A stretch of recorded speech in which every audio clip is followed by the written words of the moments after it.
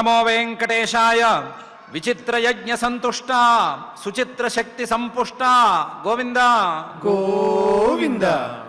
ఆపన్నివారణ చణాని బహూని సంతి సంపద్వివృద్ధి కరణాని నృశోభనాని కర్మాణి వేద విహితాని చ సన్మతాని తావత్ కపాద భజనాయ చ కుర్వద్ధా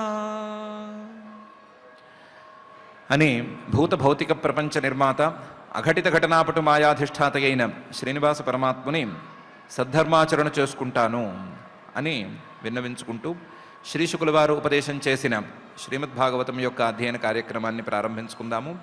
ప్రారంభంలో ఆచార్యుల వారితో కలిసి ప్రార్థనా శ్లోకాలను చదువుకుని మంగళాచరణం చేసుకుందాము. శ్రీ గురు ప్రార్థనా.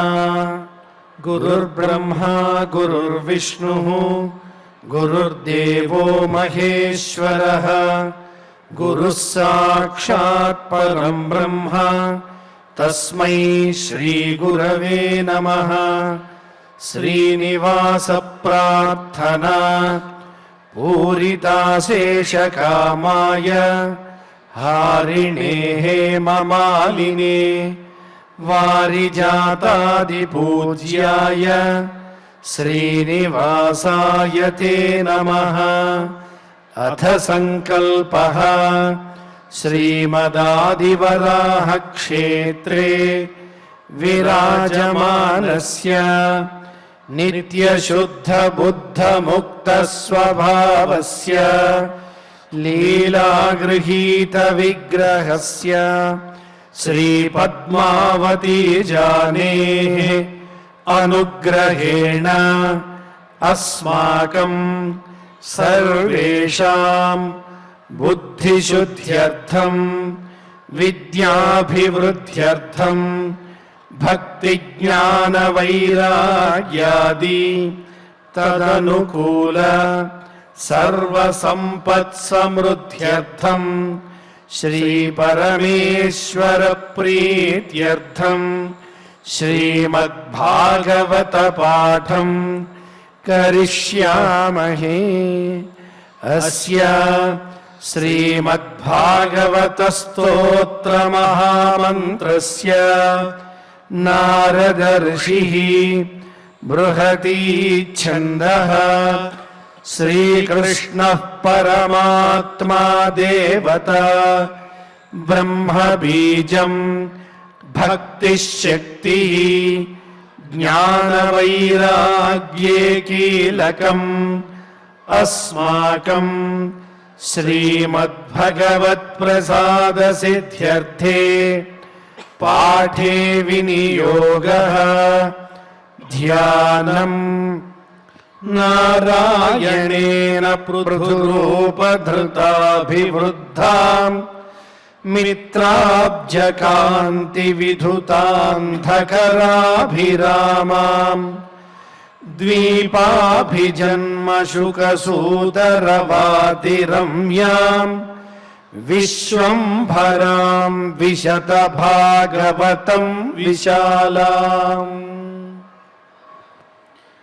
శ్రీ గురుభ్యో నమః. వేణుడు తప్పుడు మార్గం పట్టాడు అని అతన్ని దిద్దటానికి మహర్షులు వెళ్ళారు. వెళ్ళిన వాళ్ళు బుజ్జగించి చెప్పారు, చాలా నచ్చ చెప్పి చూశారు. ఎంత చెప్పినా అతను వినలేదు, అతని మొండు పట్టి అతను విడలేదు. దాంతో వేరే గత్యంతరం లేక చివరికి శ్రీహరిని ఎందుకు కూడా చేస్తున్నాడు అనేటువంటి కోపంతో మహర్షులు హుంకారంతో అతన్ని సంహరించేశారు. వేణుడు అనేటువంటి పీడ విరగడైపోయింది, కానీ రాజ్యంలో రాజు లేక మరొక రకంగా పీడ ప్రారంభమైంది. రాజ్యంలో అందరూ కూడా అరాచకంగా మారిపోయారు. ఎక్కడ చూసినా అందరికీ కూడా దొంగతనం చేద్దాము, పక్క వాళ్ళ సొమ్ములు కాజేద్దాము అనేటువంటి భావనే తప్ప మంచి భావన ఎవరికీ లేకుండా పోతోంది. వీళ్ళని అదుపు చేయటానికి ఒక సిస్టమ్ ఉన్నా సరే ఆ సిస్టమ్ అనేది పనిచేయటం లేదు.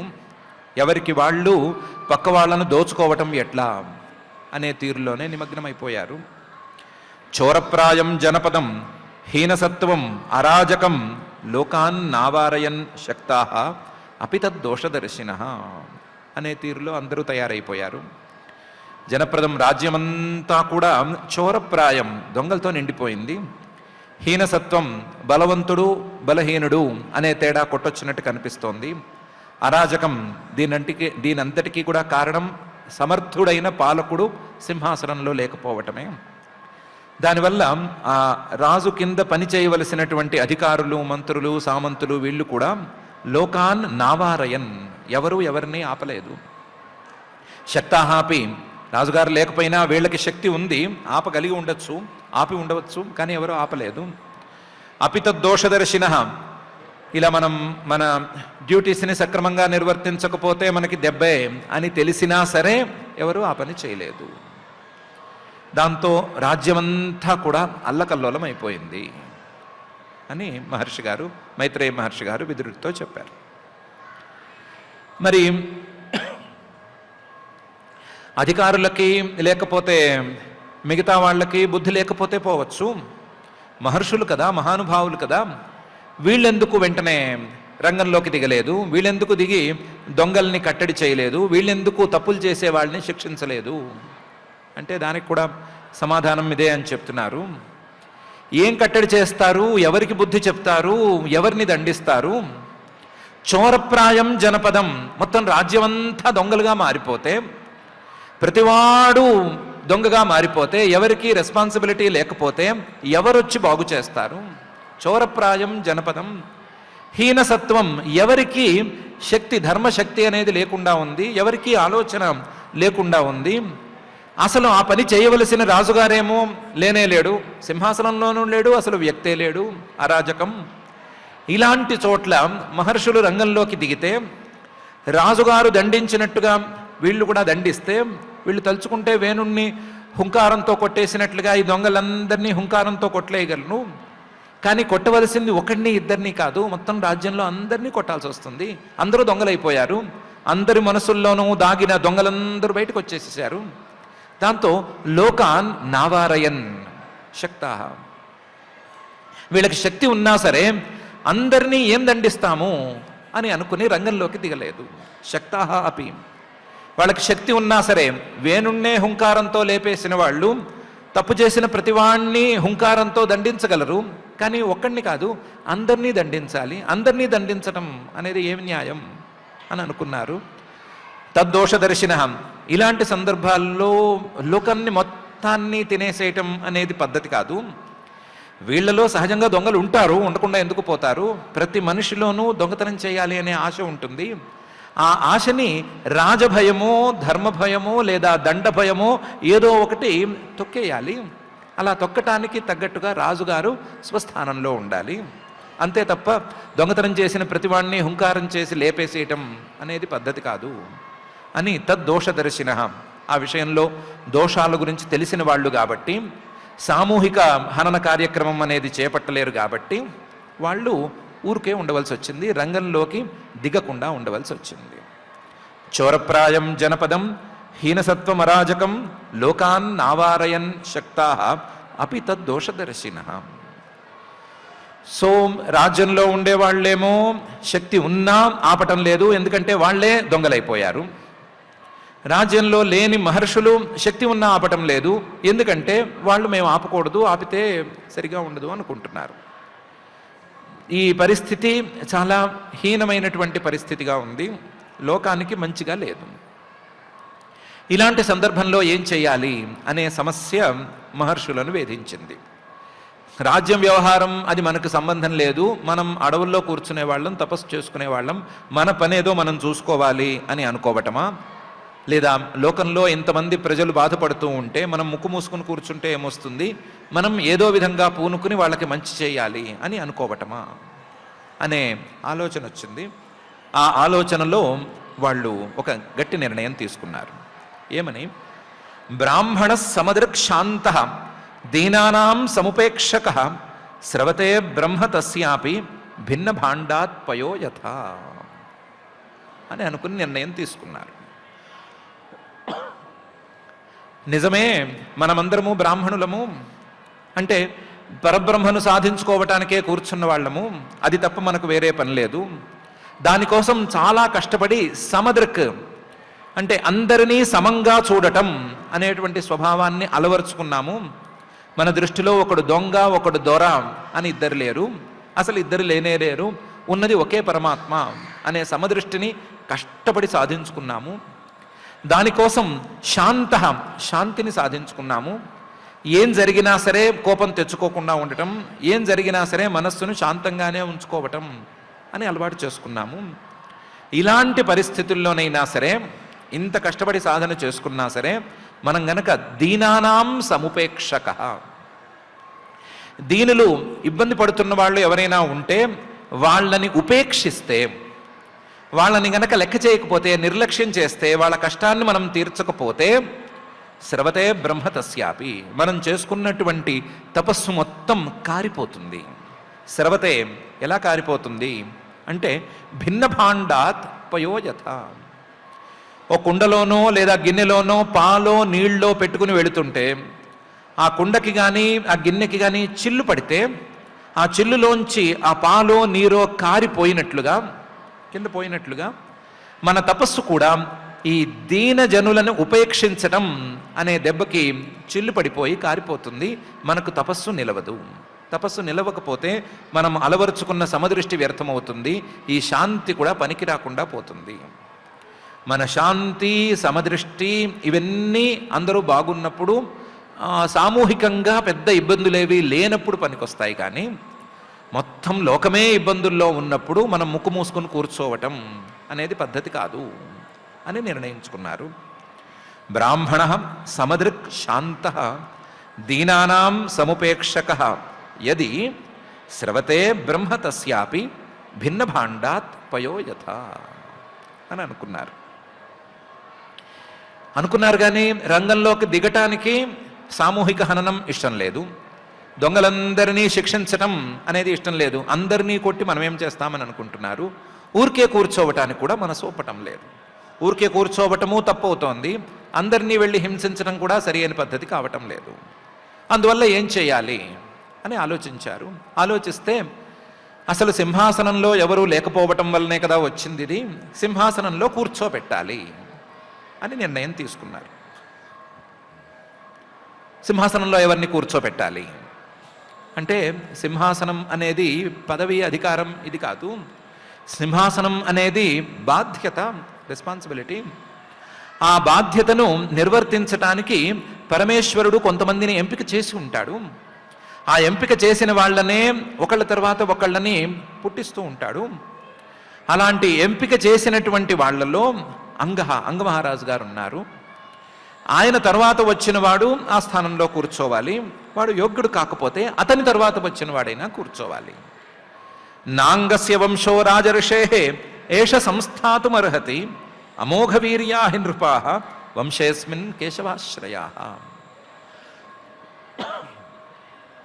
అంగమహారాజు గారి సంతతిని తప్ప వేరే ఎవరినైనా ఆ సింహాసనంలో కూర్చోపెడితే, నాకు అవకాశం ఇవ్వండి, నాకు అవకాశం ఇవ్వండి, ఈ అవకాశం నాకు ఇచ్చి చూడండి అన్న వాళ్ళని కూర్చోపెడితే అదేమీ పనికొచ్చేది కాదు.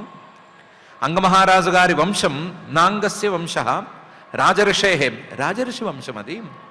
ఇంకా అంగమహారాజు గారి వంశంలో ఉన్న వాళ్ళందరూ కూడా ఒట్టి రాజులు కాదు, ఋషులు లాంటి రాజులు. వాళ్ళు తపస్సుగా రాజ్యపాలన చేసుకుంటూ వచ్చారు. అలా తపస్సుగా రాజ్యపాలన చేసుకుంటూ వచ్చిన వాళ్ళ యొక్క వంశ పరంపర నిలబడాలి. ఇందులో వేణుడు ఒక్కడే తప్పుడు పుట్టాడు, మిగతా వాళ్ళందరూ చాలా గొప్పవాళ్ళు. ఏష సంస్థాతుం నార్హతి, ఈ వంశాన్ని ఇక్కడికి ఆపేయకూడదు, ఎవరినో తీసుకొచ్చి కూర్చోబెట్టకూడదు. అంగమహారాజు గారి వంశంలో వాడినే కూర్చోబెట్టాలి. ఎందుకంటే అమోఘ వీర్యా హి నృపాః, ఈ వంశంలో ఉండేటువంటి ఈ రాజర్షులందరూ కూడా, ఈ రాజులందరూ కూడా అమోఘ వీర్యా, చాలా గొప్ప పరాక్రమము, చాలా గొప్ప శక్తులు కలిగినటువంటి వాళ్ళు. ఎందుకు? వంశేస్మిన్ కేశవాశ్రయా, ఈ వంశంలో ఉండేటువంటి రాజులందరూ కూడా ఆ శ్రీహరిని ఆశ్రయించుకుని ఉన్నవాళ్ళు, శ్రీహరి భక్తులుగా ఉండేటువంటి వాళ్ళు. స్వయంభవ మనువు గారిని తీసుకోవచ్చు, ఆయన కొడుకు ఉత్తానపాదుడిని తీసుకోవచ్చు, ఆయన కొడుకు ధ్రువుణ్ణి తీసుకోవచ్చు, ఆయన కొడుకు వత్సరుణ్ణి తీసుకోవచ్చు. ఇలా ఎవరిని తీసుకున్నా సరే, పైకి ఎవరిని తీసుకున్నా సరే అందరూ గొప్పవాళ్ళు. వీళ్ళకంటే గొప్పవాళ్ళు వీళ్ళ అన్నదమ్ములు ఉన్నారు, వాళ్ళు రాజ్యమే విడిచిపెట్టి వెళ్ళిపోయారు. రాజ్యంలో ఉండేటువంటి వీళ్ళు శ్రీహరిని ఆశ్రయించుకుని గొప్పగా తపస్సుగా భావించి రాజ్యపాలన చేసిన వాళ్ళు. ఇలాంటి వంశంలో పుట్టినవాడు రాజుగా కూర్చోవడానికి అర్హుడే కానీ అవకాశం నాకు ఇప్పించండి దోచేస్తాను అన్నవాడు సరియైన రాజు కాదు, అలాంటి వాడిని కూర్చోబెట్టకూడదు అని అనుకున్నారు. నాంగస్య వంశో రాజర్షే ఏష సంస్థాతుమర్హతి అమోఘవీర్యాహి నృపాః వంశేస్మిన్ కేశవాశ్రయా అని నిర్ణయించారు. నిర్ణయించి వినిశ్చిత్యైవ ఋషయః విపన్నస్య మహీపతేః మమంథు రూరుం తరసా తత్రాసీద్ బాహుకో నరః అని వినిశ్చిత్య ఈ రకంగా నిర్ణయించుకున్నారు. నిర్ణయించుకుని అందరూ మళ్ళీ కట్టకట్టుకుని రాజ్యానికి వచ్చేశారు. రాజ్యానికి వచ్చేసరికి రాజుగారి వేణ మహారాజు గారి బాడీ అలాగే ఉంది, ఎందుకంటే తల్లి సునీత గారు బాడీని సంరక్షిస్తూ ఉంది కదా. దాంతో ఋషయ ఈ ఋషులందరూ కూడా విపన్నస్య మహీపతే ప్రాణాలు లేకుండా పడి ఉండేటువంటి ఆ వేణుడి యొక్క శరీరాన్ని తీసుకున్నారు. తీసుకుని ఆ శరీరంలో ఆయన యొక్క కుడి తొడ మీద మథనం చేశారు.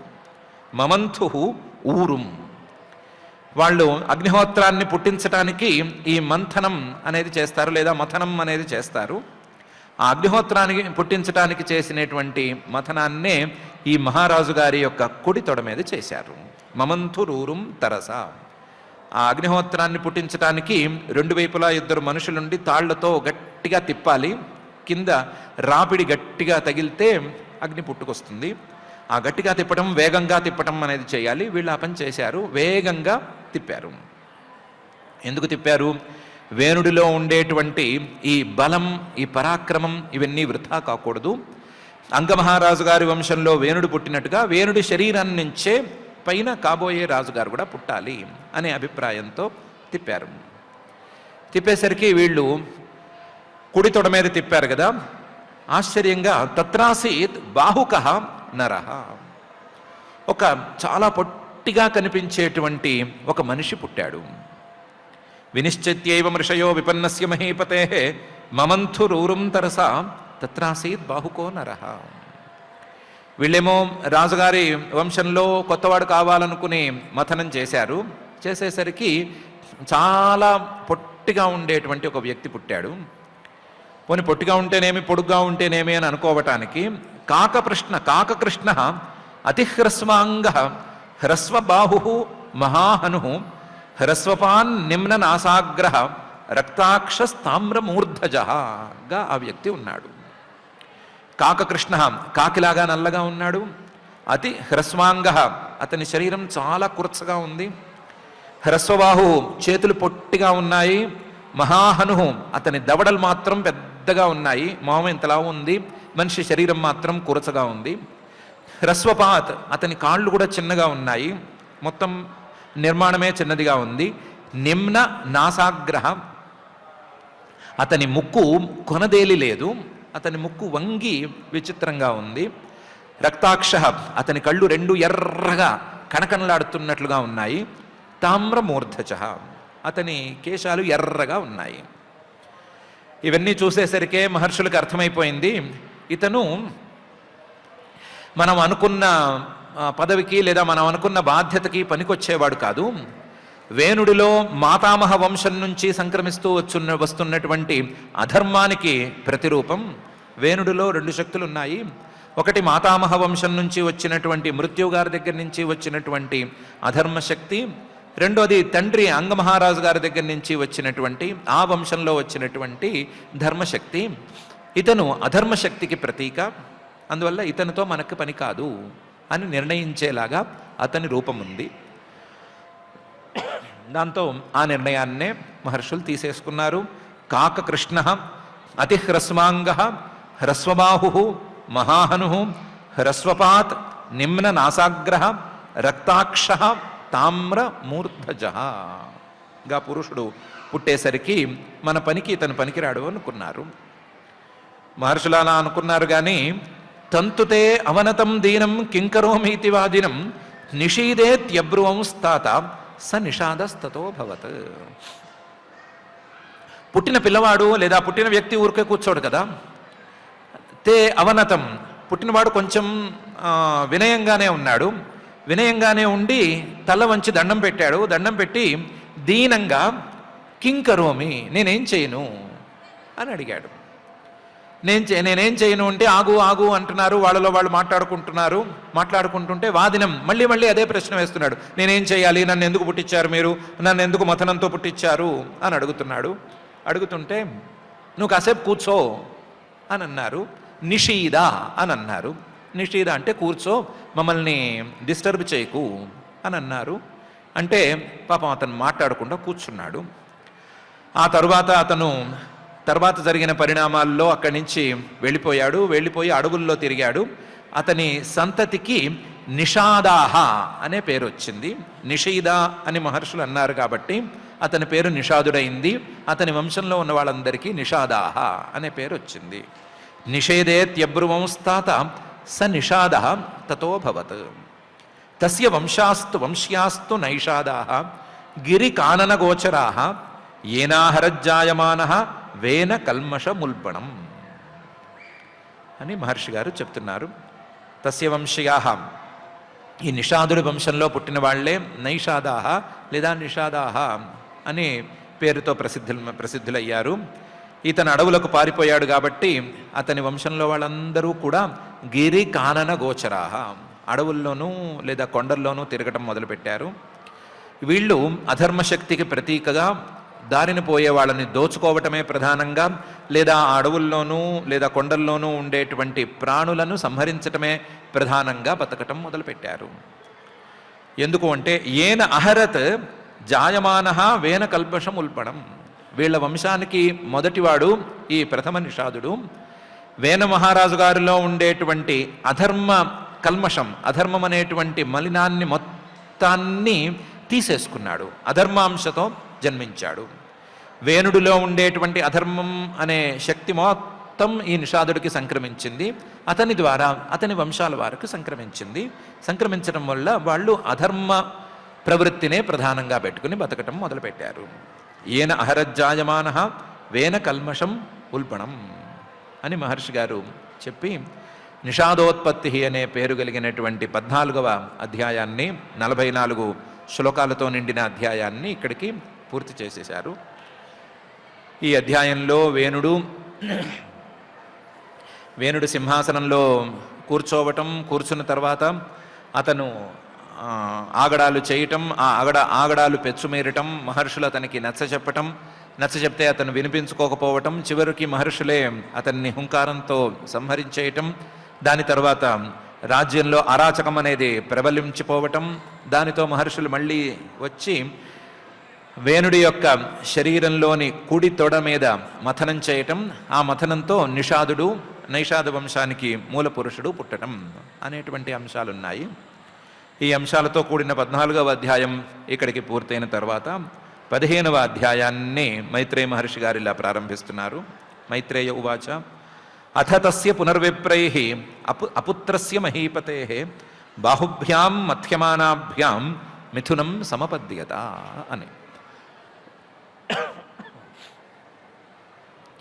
మహర్షులు వేణుడి శరీరంలో ఉన్నటువంటి శక్తుల్ని వేస్ట్ చేయకూడదు అనే ఉద్దేశంతో మథనం ప్రారంభించారు. ప్రారంభించిన వాళ్ళు కుడి తొడనే ఎందుకు ఎంచుకున్నాము అని ఆలోచన చేశారు. మనం అనుకున్నాము మథనం చేద్దామని అనుకున్నప్పుడు ఎక్కడ చేయాలి అనే విచారణ సాగాలి. ఆ విచారణకు ఒక లాజిక్ ఉండాలి. లాజిక్ లేకుండా మనంతట మనమే కుడి తొడ అని అనుకుని కుడి తొడని ఎందుకు చేశాము అంటే మన కృతం ఇందులో ఏమీ లేదు. పరమేశ్వర సంకల్పం మనల్ని అలా చేయనిచ్చింది.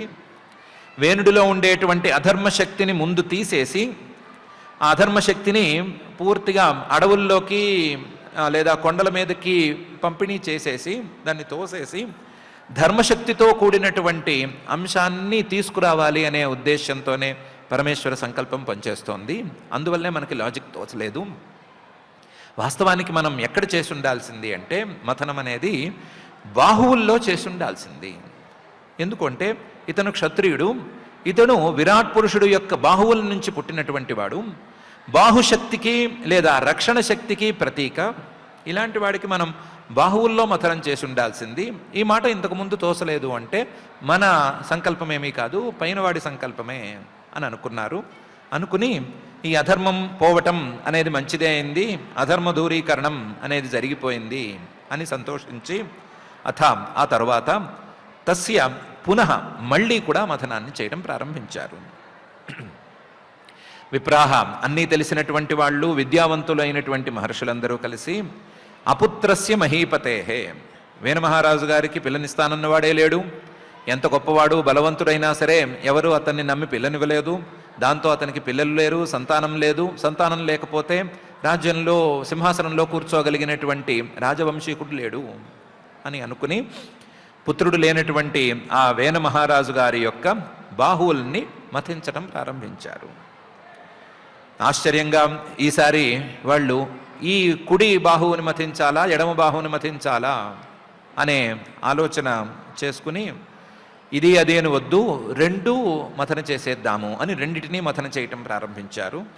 బాహుభ్యాం మధ్యమానాభ్యాం, రెండు బాహువుల్లోనూ మథన సాగేసరికి మిథునం సమపద్యత, ఆ రెండు బాహువుల నుంచి దంపతులుగా పుట్టుకొచ్చారు, ఒక దంపతులు పుట్టుకొచ్చారు. అథ తస్య పునర్విప్రైరపుత్రస్య మహీపతే బాహుభ్యాం మధ్యమానాభ్యాం మిథునం సమపద్యత అని మహర్షి గారు ఈ అధ్యాయాన్ని ప్రారంభిస్తున్నారు. ఆ దంపతుల్ని చూడంగానే తద్దృష్ట్వా మిథునం జాతం ఋషయో బ్రహ్మవాదినః ఊచుః పరమసంతుష్టాః విదిత్వా భగవత్కలాం. తద్దృష్ట్వా ఆ దంపతుల్ని చూశారు, మిథునం జాతం, ఎక్కడైనా మథించినా లేకపోతే ఇంకొక దారిలో పిల్లలు పుట్టినా సరే ఒక్కొక్కళ్ళుగా పుడతారు లేదా కవలలు పుడతారు, వీళ్ళిద్దరినీ చూస్తేనే దంపతులుగా పుట్టుకొచ్చారు అని తెలిసిపోతుంది. మిథునం జాతం. ఋషయ, చూసిన వాళ్ళు సామాన్యులు కారు, ఋషయ మంత్రద్రష్టలు, బ్రహ్మవాదిన వేదాలతో మాత్రమే పదార్థాలను చూసేటువంటి మహానుభావులు, బ్రహ్మవాదిన ఎప్పుడూ వేదాలను వల్లించేటువంటి వాళ్ళు. అలాంటి వాళ్ళకి వచ్చింది దంపతులు, దంపతులు కూడా సామాన్యమైన దంపతులు కారు, భగవత్ కలాం, ఆ భగవంతుడి యొక్క అంశతో పుట్టినటువంటి దంపతులు అని నిర్ణయించుకున్నారు. తద్దృష్ట్వా మిథునం జాతం ఋషయో బ్రహ్మవాదిన. ఆ చూసిన వెంటనే వాళ్ళ సంతోషం అనేది పట్టణాన్ని సంతోషమైంది. ఊచుహు పరమసంతుష్టా, చాలా సంతోషించారు. ఎందుకంటే మనం ఒక చిన్న రాజుగారిని రాజ్యంలో సింహాసనంలో కూర్చోబెడితే సరిపోతుంది అని అనుకుంటే భగవంతుడే దిగి వచ్చాడు, అందులోనూ భగవంతుడు ఒక్కడిగా రాకుండా దంపతీ సమేతంగా అని మనం తెలుగులో అనుకుంటాము, ఇద్దరుగా దిగి వచ్చాడు అని సంతోషపడ్డారు. ఊచుహు పరమసంతుష్టా విదిత్వా భగవత్కలాం. ఇది పరమేశ్వరుడి యొక్క అంశ, శ్రీమన్మహావిష్ణువుడి యొక్క అంశ అని తెలుసుకుని చాలా సంతోషంగా చెప్పారు, చుట్టూ ఉన్న వాళ్ళకి చెప్పారు. ఏమని చెప్పారు? ఋషయ ఊచుహు ఏష విష్ణోర్భగవతః కళా భువనపాలిని ఇయంచ లక్ష్మ్యా సంభూతి పురుషస్యానపాయిని అని. దంపతులంటేనే ఒక మగ ఆడ ఉంటారు కదా, ఇందులో మగ రూపం అనేది కనిపిస్తోంది కదా. ఏష, ఈ మగ రూపం, విష్ణోర్భగవతః కళా, భగవతః పరమ పూజనీయుడైనటువంటి విష్ణో శ్రీమన్మహావిష్ణువు యొక్క కళ, అంశ. ఎలాంటి అంశ? భువనపాలిని, లోకాలనే పాలించేటువంటి, లోకాలను పాలించటానికే పూనుకున్నటువంటి ఆ శ్రీమన్మహావిష్ణువు యొక్క పాలినీ కళ, భువనాన్ని లోకాలను పాలించేటువంటి కళ, లోకాలను పాలించేటువంటి అంశ. ఆ అంశతో ఈ మగ రూపం మనకు తెలుస్తోంది. రెండో ఆడరూపం ఉంది కదా, ఇయంచ, ఈ ఆడరూపం లక్ష్మ్యా సంభూతి, శ్రీమన్మహాలక్ష్మి యొక్క అంశ. ఎందుకు ఈవిడొచ్చింది? మనం రాజు కావాలనుకుంటే పోనీ భువనపాలిని, పరమేశ్వరుడి యొక్క భువనపాలిని కల రావచ్చు. ఈవిడెందుకు వచ్చింది లక్ష్మీదేవి అంటే పురుషస్య అనపాయిని, ఆయన్ని విడిచిపెట్టి ఉండటానికి ఈవిడ ఇష్టపడదు, ఎప్పుడూ ఆయనతో తోడు ఉండాలి, ఆయనతో కూడానే ఉండాలి అని అనుకుంటుంది. అనపాయిని, విడిచిపెట్టి అస్సలే ఉండదు ఆయన్ని. అందరూనేమో ఆవిడ విడవకుండా ఉండాలి అని ఎక్కడ లేని ప్రార్థనలు చేస్తారు, ఎవరిని పట్టించుకోదు ఆవిడ. కేవలం ఆ శ్రీహరిని మాత్రమే పట్టించుకుంటుంది, ఆయనతో మాత్రమే ఉండటానికి ఇష్టపడుతుంది. అలా పురుషస్య అనపాయిని కాబట్టి ఆ పురుషుణ్ణి విడిచిపెట్టడానికి, పరమపురుషుణ్ణి విడిచిపెట్టడానికి ఇష్టపడదు కాబట్టి ఆవిడ కూడా శ్రీమన్మహాలక్ష్మి కూడా ఇక్కడ వచ్చేసింది. అలా శ్రీమన్మహాలక్ష్మి యొక్క అంశే ఈ ఆడరూపం అని చెప్పారు కూడాను. ఏష విష్ణోర్భగవతః కళా భువనపాలిని ఇయంచ లక్ష్మ్యా సంభూతి పురుషస్యానపాయిని అని. ఓకే, మీ భక్తి బాగానే ఉంది. శ్రీమన్మహాలక్ష్మి శ్రీమన్మహావిష్ణువు ఇద్దరూ దంపతులుగా మీరు మథనం చేస్తే పుట్టారు, గొప్పగానే ఉంది. కానీ మీ పర్పస్ అనేది సర్వైవ్ అయిందా లేదా అని అడిగితే చెప్పారు, మామూలుగా కాదు, చాలా అద్భుతంగా అయింది. అయంతు ప్రథమో రాజ్ఞాం పుమాన్ ప్రథయితా యశః పృథుర్నామ మహారాజః భవిష్యతి పృథుశ్రవాః అని. అయంతు ఈ మగ రూపంలో ఉన్నటువంటి శ్రీమన్మహావిష్ణువు యొక్క అంశం ఉన్నాడు కదా, ఈయన రాజ్ఞాం ప్రథమ, రాజుల్లో కల్లా మొట్టమొదటి వాడవుతాడు, మొట్టమొదటి రాజు అవుతాడు. రాజ్ఞాం ప్రథమ. రాజ్ఞాం ప్రథమ ఏమిటి? ఇదంతా రాజవంశం అన్నారు కదా, అంగస్య నాంగస్య రాజర్షేహే వంశ అని అన్నారు కదా. రాజ్యంలో ఈ వంశంలో ఉన్న వాళ్ళందరూ రాజులే అన్నారు కదా, ఈయన్నే ప్రథమ రాజా, మొదటి రాజు ఈయనే అంటున్నారేంటి అంటే, కాదు, అయం ప్రథయిత యశః, రాజ్ఞాం ప్రథయిత యశః, రాజుల యొక్క కీర్తిని చాలా చక్కగా విస్తరిస్తాడు. ఎలా విస్తరిస్తాడు అంటే, ఈయన భూమిని చక్కగా విడగొట్టి ముక్కలు ముక్కల కింద విడదీసి అంటే విడదీయటం అని కాదు, భూమిని ఎలా పాలించాలి అనటానికి విడదీసి గ్రామాలు, అలాగే జిల్లాలు, తాలూకాలు, మండలాలు అనే తీరులో బాగా వీటిని సమృద్ధం చేసి, గ్రామానికి ఫలానా వాడు అధిపతి, గ్రామం పైన మండలం, మండలం పైన ఇది అనేటువంటి వ్యవస్థను ఏర్పాటు చేసి ఆ వ్యవస్థకు తగ్గట్లుగా పాలక వ్యవస్థను నిర్మిస్తాడు. ఈయన పైన మహారాజులందరూ వాళ్ళ సామర్థ్యంతో ఒకేసారి పాలన చేయటం అనేది అలవాటుగా పెట్టుకున్నారు. ఒక ప్రియవ్రతుడు అనేటువంటి ఒక మహారాజు గారే 7 ద్వీపాలుగా భూమిని విడగొట్టి విభాగం చేసి చూపించాడు. మిగతా వాళ్ళెవరు విభాగం మీద దృష్టి పెట్టలేదు. వాళ్ళ సామర్థ్యానికి భూమిని మొత్తాన్ని పరిపాలించేటువంటిది సరిపోయేది. కానీ ఈయన పైన రాబోతున్న కాలాన్ని కూడా దృష్టిలో ఉంచుకుని భూమిని విభాగం చేసి ఆ విభాగానికి పాలకులను నియమిస్తాడు. దానివల్ల భూమిలో పాలకులు కూడా పెరిగిపోతారు. పెరిగిపోయి రాజ్ఞాం ప్రథయితా యశః, వాళ్ళ కీర్తి కూడా పెరుగుతుంది. వాళ్ళ కీర్తి పెరగటానికి ఈయన కారణమవుతాడు. భూమిని విస్తరిస్తాడు, విభాగం సవ్యంగా చేస్తాడు, పాలకులను నియమిస్తాడు, ఆ పాలకులకు విలువను కూడా ఈయన తెస్తాడు. అందువల్ల ఈయనకి పృథుః అనేటువంటి పేరు సముచితం. పృథుః భూమిని విశాలంగా మారుస్తాడు, అలాగే పాలకుల యొక్క కీర్తిని విశాలంగా మారుస్తాడు కాబట్టి పృథుః. పృథుర్నామ మహారాజః. పాలకులందరి మీద ఆయన పాలకుడుగా ఉంటాడు కాబట్టి, పాలకులందరికీ పైన ఉంటాడు కాబట్టి మహారాజః, మహారాజుగా ఆయన ఉంటాడు. భవిష్యతి, మహారాజుగా ఆయన ఉండటం మాత్రమే కాదు, పృథుశ్రవాః, చాలా గొప్ప కీర్తిని గడిస్తాడు.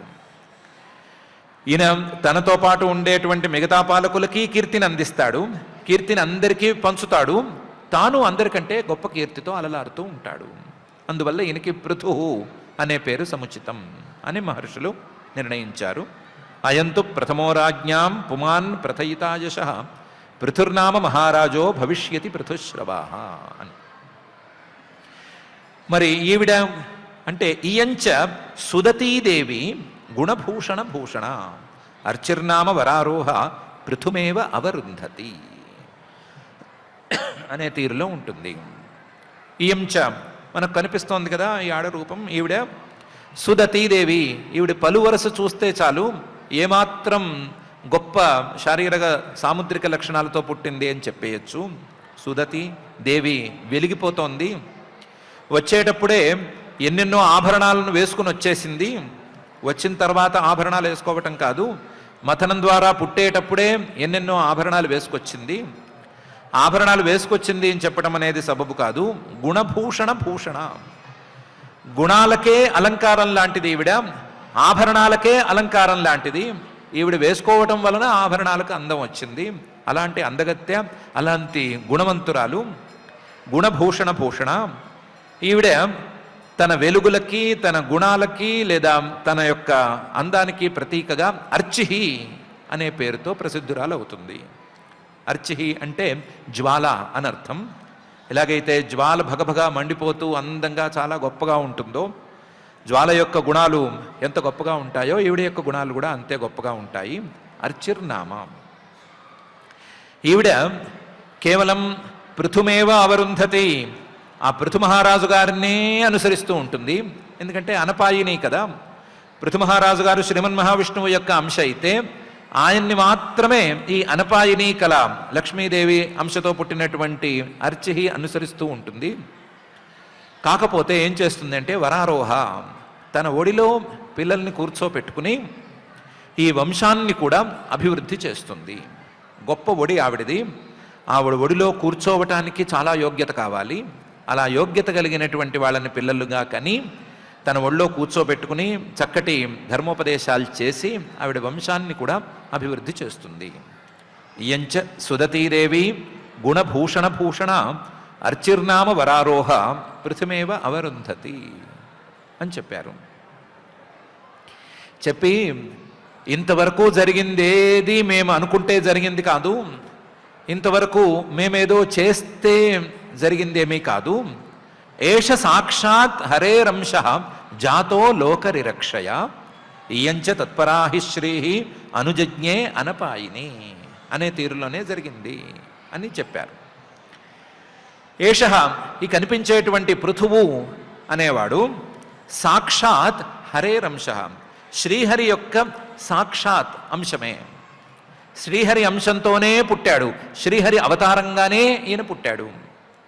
జాతః, పుట్టినవాడు ఎందుకు పుట్టాడు అంటే లోకరిరక్షయ, లోకాలని రక్షించటానికి పుట్టాడు. లోకంలో ఎన్నో తప్పులున్నాయి, లోకంలో ఎన్నో వ్యవస్థలు సక్రమంగా పనిచేయటం లేదు. ఆ పనిచేయని వ్యవస్థలన్నిటినీ పనిచేయించటానికి, వ్యవస్థలను నిర్మించటానికి, ఉన్న వ్యవస్థలను పునర్నిర్మించటానికి ఈయన పుట్టుకొచ్చాడు. లోకాన్ని రకరకాలుగా రక్షిస్తాడు ఈయన. లోకరిరక్షయ, లోకాలను రక్షించడం కోసం ఆ శ్రీహరే సాక్షాత్తుగా అవతరించాడు. ఆయన అవతరించాలని అనుకుంటే జరిగింది, కానీ మేమేదో మథనం చేస్తే జరగలేదు. మా సంకల్పం కాదు, ఆయన సంకల్పమే.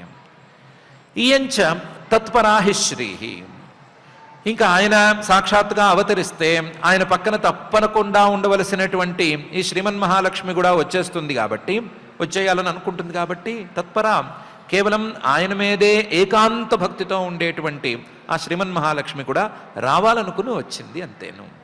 ఇయంచ తత్పరాహి శ్రీహి అనుజజ్ఞే, ఆయన రాగానే ఆయన వెంటనే ఈవిడ కూడా వచ్చేసింది. అనపాయిని ఆయన్ని పొరపాటును కూడా విడిచి ఉండదు, ఆయనతోనే ఉంటుంది. ఏకాంత భక్తితో ఉండేటువంటి భక్తుడి యొక్క మనస్సు ఎప్పుడూ ఆ శ్రీమన్ మహావిష్ణువునో లేదా తనకు ఇష్టమైనటువంటి దేవతారూపాన్నే అంటిపెట్టుకుని ఎలాగైతే ఉండాలో అలా ఆ భక్తికి, పరమభక్తికి ప్రతీక అయినటువంటి ఆ శ్రీమన్ మహాలక్ష్మి కూడా ఆ శ్రీహరిని విడిచిపెట్టి ఉండదు, అంటిపెట్టుకునే ఉంటుంది. అలా అంటిపెట్టుకుని ఉండటానికి ప్రతీకగా ఆవిడ కూడా దిగి వచ్చింది. వీళ్ళిద్దరూ వాళ్లే రాదలుచుకుని వచ్చారు, కానీ మేము ప్రయత్నం చేస్తే రాలేదు అని చెప్పేశారు. ఏష సాక్షాత్ హరేరంశ జాతో లోకరిరక్షయ ఇయంచ తత్పరాహి శ్రీహి అనుజజ్ఞే అనపాయిని అనే ఈ శ్లోకంలో. సో ఒక రకంగా హ్యాపీ ఎండింగ్ లాంటిది మధ్యకైనా వచ్చింది. మరీ శుభంకారుడు పడిపోలేదు, కానీ సగంలో అయినా శుభంగానే మారిపోయింది. వేణుడు, అతని సంహారము, ఆ తర్వాత వచ్చినటువంటి అరాచకం, వీటన్నిటికంటే కూడా వీటన్నిటినీ సరిచేసేటువంటి శ్రీమన్ మహావిష్ణువే దిగిరావటం అనేది మంచికే జరిగింది. ఆ సమయంలో ఉండేటువంటి హిస్టరీలో ఆ రోజు ఉన్నటువంటి వాళ్ళకి అది మంచిది, వినే మనలాంటి వాళ్ళకి ఇంకొక రకంగా మంచిది. మనం ఇలాంటి మంచి విషయాలను వినటం ద్వారా కొంత మంచిని మనలో పెంచుకునేందుకు అవకాశం ఉంటుంది కాబట్టి మనకు మంచిది. శ్రీహరి యొక్క అవతారాలను గురించి వినటం మనకు మంచిది కాబట్టి మనకు మంచిది. కానీ ఆ మంచి వాటిల్లో కల్లా అతి మంచిదైనటువంటి విషయాన్ని ఒకదాన్ని మహర్షులు ఈరోజు నిర్ణయించి పెట్టారు. అది ఎంత ముక్కు మూసుకొని కూర్చునే వాళ్ళైనా, ఎంత పరమాత్మను సాధించటానికి కావలసిన సమదృష్టి, శాంతి ఇలాంటి వాటిని సాధించిన వాళ్ళైనా సరే, ఒకవేళ ఎవరైనా కష్టాల్లో ఉంటే ఆ కష్టాల్లో ఉన్న వాళ్ళకి ఏదో విధంగా సహాయపడాలి అని అనుకోవాలే కానీ అలా అనుకోకుండా చిన్న నా పొట్టకి శ్రీరామ రక్ష అని అనుకుంటే వాళ్ళకేమీ వాళ్ళు చేసిన సాధన కూడా నిలవదు, కనీసం వాళ్ళకి ఏమీ లాభపడదు అనే విషయం చెప్పారు. ఇది సమదృష్టి, శాంతి లాంటి స్థాయిలో సాధన చేసుకున్న వాళ్ళకే అయితే అసలు ఆ పదాలే ఎరుగనటువంటి మనలాంటి వాళ్ళకి ఇది ఎంత పెద్ద అంశమో వేరే చెప్పనక్కర్లేదు. ఎవరైనా కష్టాల్లో ఉంటే మనకెందుకు, నేను చాలా మంచివాడిని కాబట్టి ఎవరైనా కష్టాల్లో ఉంటే వాళ్ళకు సహాయం చేయను అని అనుకోకుండా, దాన్ని తెలివి అని అనుకోకుండా, అలాగని చేతులు కాల్చుకోవాల్సిన అవసరం లేకుండా ఎంతవరకు సహాయపడగలమో అంతవరకు సహాయపడటం అనేది మహర్షులే మనకు అందించినటువంటి దారి. ఆ దారిని ప్రధానంగా మనం పట్టుకుని, దాంతోపాటుగా ఎప్పుడైనా అరాచకం లాంటి పరిస్థితులు వస్తే, ఎప్పుడైనా అలాంటి పరిస్థితులు ఏర్పడినట్లయితే, ఎవరు చూసేవాళ్ళు లేకపోతే, దండించేవాళ్ళు లేరు అని అనుకుంటే, మనలో లోపల ఎక్కడైనా దొంగలు దాగి ఉంటే వాళ్ళని బయటికి రానివ్వకుండా, వాళ్ళని ధర్మం అనేటువంటి దండనతో మనమే తొక్కి పెట్టేసి, ఒకవేళ కుదిరితే వాళ్ళని బయటకు కూడా పారద్రోలేసి, దొంగతనము లాంటి పరిస్థితులు లేనటువంటి ఇతర పరోపకారం లాంటి సద్గుణాలే ఉండేటువంటి ఒక ఆదర్శప్రాయమైనటువంటి జీవితాన్ని మనం గడపాలి అనటానికి ఇది ఒక దిక్సూచిగా పనిచేస్తుంది. ఆ మంచిని, ఆ దిక్సూచిని మనం అందుకుని ఆదర్శప్రాయమైనటువంటి పరోపకారము, మనలో దొంగతనం లేకపోవటం అనేటువంటి అంశాలను మనం కూడా సాధించుకుని మనం కూడా ఉత్తమ స్థితికి చేరుకుందామని అనుకుందాము. మనల్ని అలాగే ఉంచమని యథాప్రకారం ఆ భూత భౌతిక ప్రపంచ నిర్మాత, అఘటిత ఘటనాపటు మాయాధిష్ఠాత అయిన శ్రీనివాస పరమాత్మని భక్తిగా వేడుకుందాము. ఇక పారాయణ కార్యక్రమాన్ని ప్రారంభించుకుందాం. ఓం నమో వెంకటేశాయ. కనివారనపత్యుండగు మనుజేంద్రుని బాగులంతమధించిన అందనగంబగును కమిథునము జనియించెను సకల జనులు సమ్మదమందన్ అని లోకానికంతటికీ కూడా శుభాన్ని అందించేటువంటి పృథు మహారాజు యొక్క ఉత్పత్తి వైశిష్ట్యాన్ని ఈనాటి శ్రీమద్ భాగవత అమృత రసాస్వాదంలో భాగంగా ఆలకించాం. ఈనాడు మనం శ్రీమద్ భాగవతంలో చతుర్థ స్కంధంలో 14వ అధ్యాయంలో 41వ శ్లోకం దగ్గర నుంచి చివరి వరకు, అదేవిధంగా 15వ అధ్యాయంలో ఆరంభ శ్లోకాలను పారాయణ చేసుకుందాం. అథ శ్రీమద్భాగవతే పారమహంస్యాం సంహితాయాం చతుర్థ స్కంధే చతుర్దశాధ్యాయే శ్లోకాః బ్రాహ్మణః సమదృక్షాంతో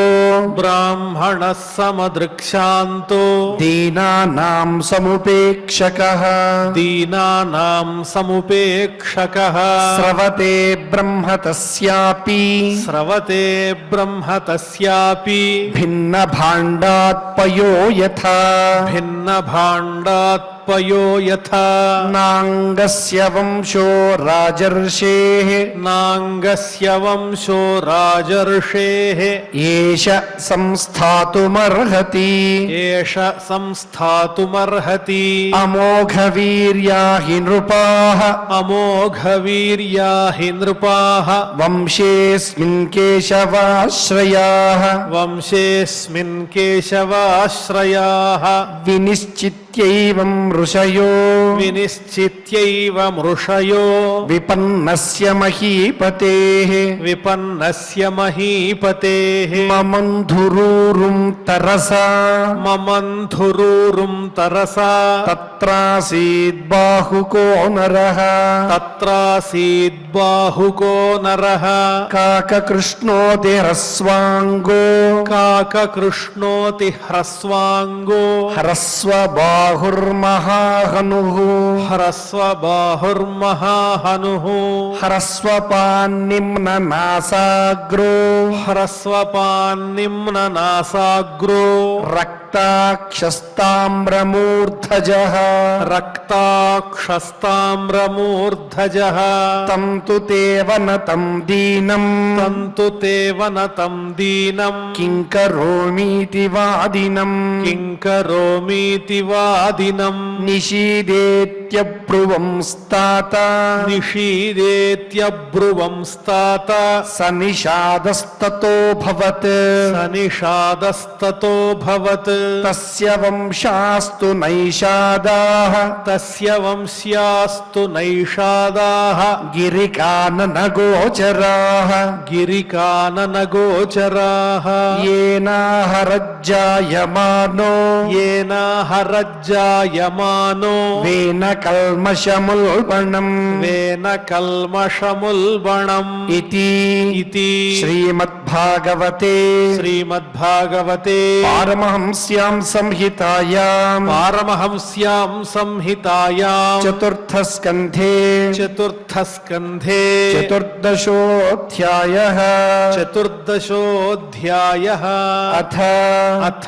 శ్రీమద్భాగవతే శ్రీమద్భాగవతే పారమహంస్యాం సంహితాయాం పారమహంస్యాం సంహితాయాం చతుర్థస్కంధే చతుర్థస్కంధే పంచదశోऽధ్యాయः పంచదశోऽధ్యాయः మైత్రేయ ఉవాచ మైత్రేయ ఉవాచ అథ తస్య పునర్విప్రైః అథ తస్య పునర్విప్రైః అపుత్రస్య మహీపతేః అపుత్రస్య మహీపతేః బాహుభ్యాం మధ్యమానాభ్యాం బాహుభ్యాం మధ్యమానాభ్యాం మిథునం సమపద్యత మిథునం సమపద్యత తద్దృష్ట్వా మిథునం జాతం తద్దృష్ట్వా మిథునం జాతం ఋషయో బ్రహ్మవాదినః ఋషయో బ్రహ్మవాదినః ఊచుః పరమసంతుష్టాః ఊచుః పరమసంతుష్టాః విదిత్వా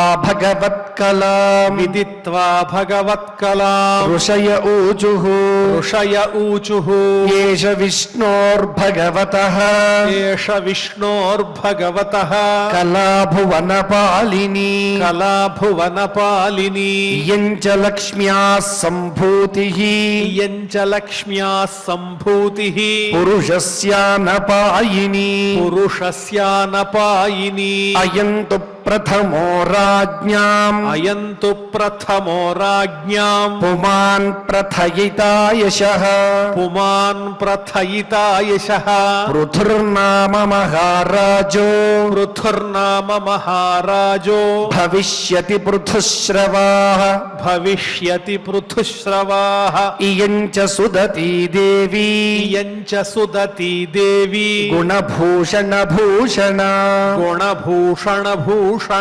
అర్చిర్నామ వరారోహ అర్చిర్నామ వరారోహ పృథుమేవావరుంధతి పృథుమేవావరుంధతి ఏష సాక్షాద్ధరేరంశో ఏష సాక్షాద్ధరేరంశో జాతో లోకరిరక్షయా జాతో లోకరిరక్షయా ఇయం చ తత్పరా హి శ్రీః ఇయం చ తత్పరా హి శ్రీః అనుజజ్ఞేన పాయిని అనుజజ్ఞేన పాయిని ఇతి ఇతి శ్రీమద్భాగవతే శ్రీమద్భాగవతే పారమహంస్యాం సంహితాయాం పారమహంస్యాం సంహితాయాం చతుర్థస్కంధే చతుర్థస్కంధే పంచదశాధ్యాయే పంచదశాధ్యాయే శ్లోకాః శ్లోకాః.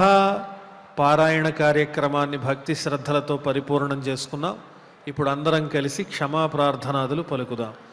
అథ క్షమా ప్రార్థనా యదక్షరపదభ్రష్టం మాత్రాహీనం చ యద్భవేత్ తత్సర్వం క్షమ్యతాం దేవ నారాయణ నమోస్తుతే.